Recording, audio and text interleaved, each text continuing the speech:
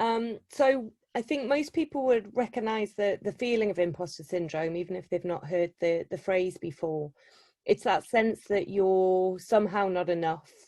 You've not had enough experience, you've not got enough knowledge, you've not had a long enough tenure, you've not got enough of that thing called gravitas that we all think everyone else has got, or a sense that you're going to get found out, that everybody else knows what they're doing and you're winging it.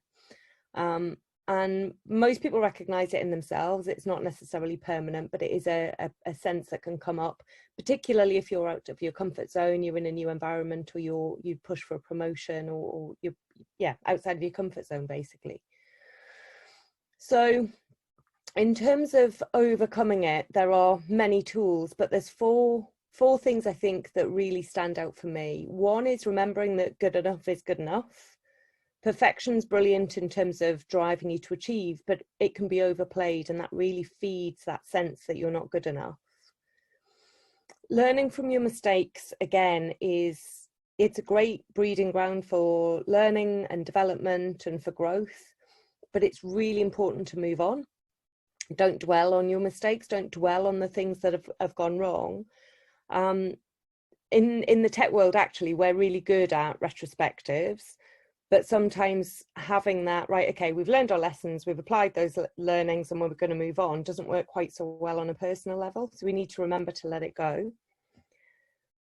Look out for your self-talk. We all have that little inner dialogue that runs through our head, and feeling stupid isn't the same as being stupid. So if you've done something and you think, oh, think about the words that you're using, because self-talk can trigger a physiological reaction. Literally, it can trigger fight, flight, or freeze.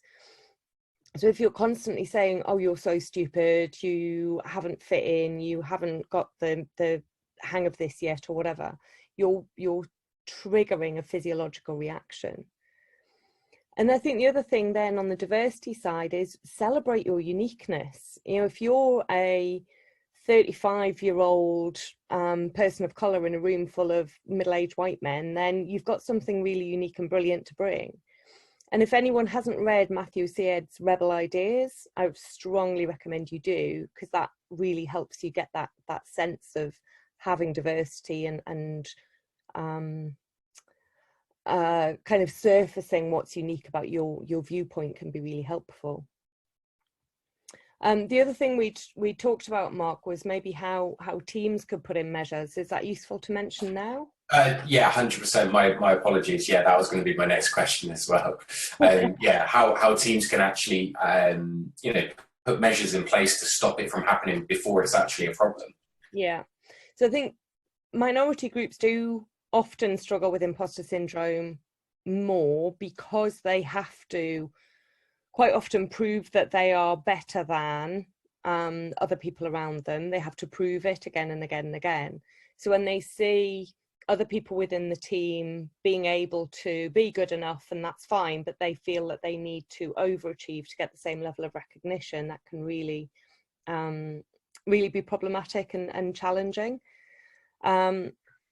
For women, particularly with children, they experience what's called the maternal wall, which is that thing where you have to work like you've got no kids and parent like you don't have a job, and you are left with a sense that you're doing both badly. And there's that tug of war between assimilating into a company culture and being allowed to bring your authentic self. So I think recognizing how bias can exacerbate imposter syndrome for minority groups is a massive step in the right direction.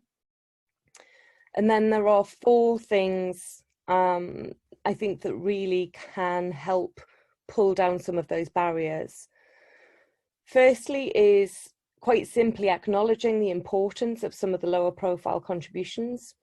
The high profile contributions, the program manager, the program director, the guys at the top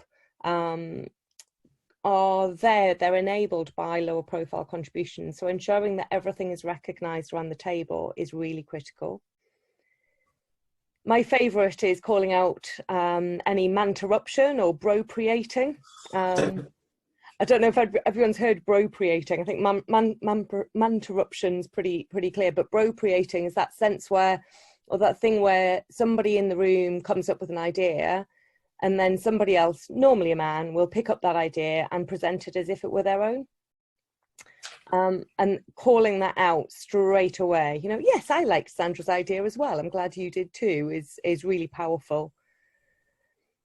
Asking others for their opinions, people who maybe don't speak up so much in meetings, the reflectors, the minority groups who maybe don't feel as comfortable speaking out, ask them for their opinion, allow them space and time to think it through if they are reflectors.